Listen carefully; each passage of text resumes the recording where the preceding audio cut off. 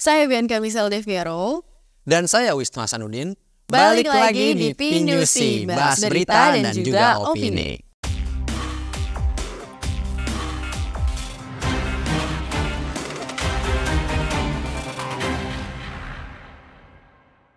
Badan Eksekutif Mahasiswa Universitas Indonesia atau UI menjadi sorotan publik karena telah mengkritik pedas kepada anggota TNI atas pelanggaran HAM di Papua.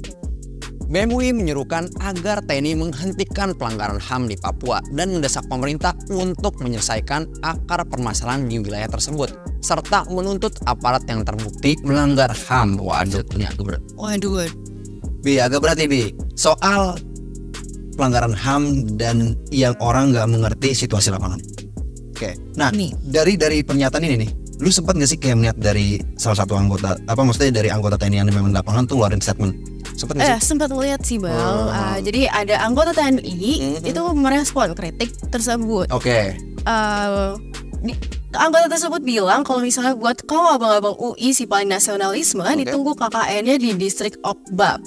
Demikian kutip dari video tersebut yang kemudian viral di media sosial. Jadi tuh ditunggu lu gitu, kurang lebih gitu ya. Iya. Saya tunggu Anda di KKN di Okbab gitu kan. Karena mungkin geramnya salah satu anggota TNI itu ya. Karena kan ya mungkin juga BEM UI itu nggak tahu situasi lapangannya. Mungkin gitu kan sudut pandangnya. Tapi memang ada juga nih pendapat netizen bahwa sisi lain juga itu video bentuk intimidasi terhadap BEM. Wah, agak berat juga nih. Tapi ada lagi nggak sih pendapat-pendapat yang memang melihat kondisi-kondisi pelanggaran HAM ini yang ada di Papua itu? Ada sih Bang, gue pernah lihat juga di salah satu YouTuber terkenal yang doyan masak-masak. Oh, doyan masak-masak. Iya. Siapa ya, lupa? Sedina. Bukan. Oh, bukan. Namanya Bobon Santoso. Bobon Santoso, oke. Dia tuh juga mengomentari terkait konten itu. Oke, apa tuh?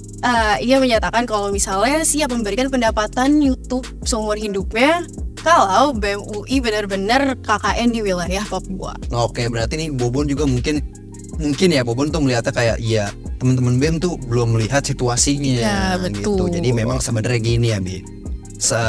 Memang tuh saya juga beberapa baca tentang kayak NGO ya seperti Greenpeace, kemudian Walhi dan lain-lain tuh dia melihat fenomena-fenomena terjadi di Papua gitu kan. Kemudian ditulis dengan pakai jurnal gitu segala macam. Ya memang ada pro dan kontra sih, susah juga dijelaskannya. Susah banget nih. Kita lanjut aja kali ya. Betul. Oke, berita selanjutnya.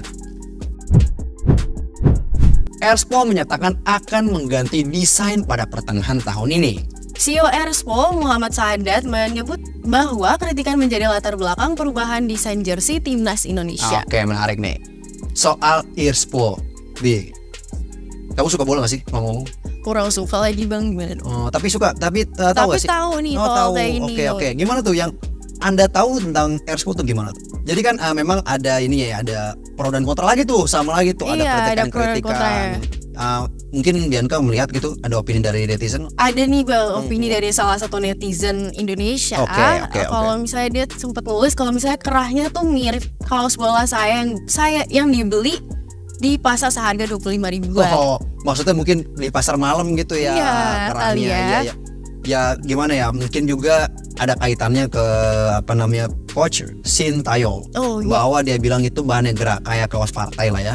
Enggak. Ya gerah gitulah katanya, kurang lebihnya gerah, jadi kurang nyaman dipakai, dan akhirnya mungkin Erspo tuh menerima kritikan-kritikan. Ya, betul. Bahkan awalnya juga katanya dibilang dia anti kritik katanya. Iya.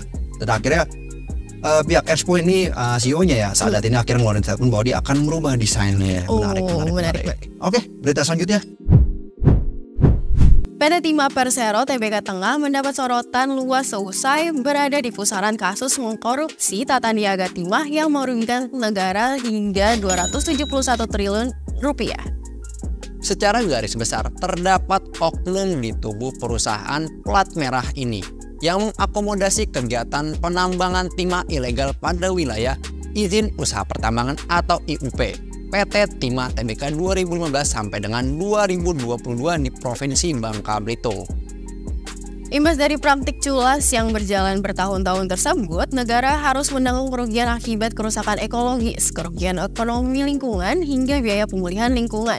Belum lagi masih ada dampak kerugian yang turut dirasakan ekosistem di luar kawasan pertambangan. Oke, nah menarik deh. Jadi soal kalau nggak salah tuh berkaitan sama salah satu ya suaminya artis atau memang dulunya artis? Emang artis tapi dia sudah jarang sih kayaknya. Oh, oke, itu kan Harvey Muiz ya, kita sebutkan saja. Harvey Muiz ini istri siapa sih, kok boleh tahu? Suaminya, istrinya Harvey Muiz, maaf. Istrinya Harvey Muiz itu Sandra Dewi. Sandra Dewi ya, bukan Dewi Sandra. Bukan Dewi Sandra, soalnya waktu itu kan sempet tuh Dewi Sandra kan agak kerukan gitu kan. Iya. Kemudian netizen malah ngeritik Dewi Sandra. Bukan hijab gitu segala macam.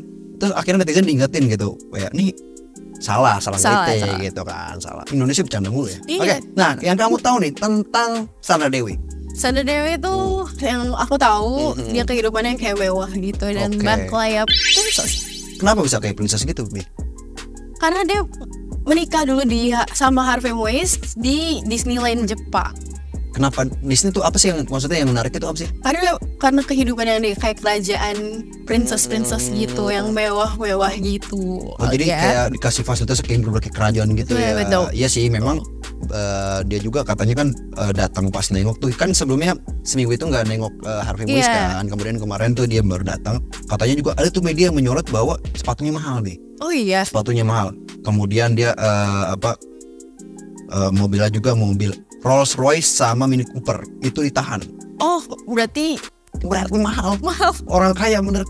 Rolls Royce aja itu kisaran kalau diprediksi itu 18 sampai dengan 25 miliar lah.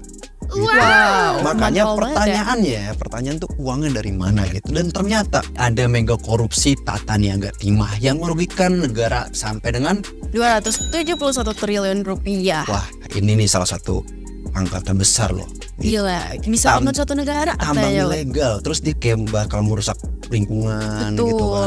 Kamu sendiri suka mencintai lingkungan gak sih? Termasuk sih. Contoh, buang sampah sembarangan nggak? Enggak dong, buang sampah di tempatnya. Sekian rangkuman berita pekan ini. Pantau terus Pinyusi, bahas berita dan juga opini.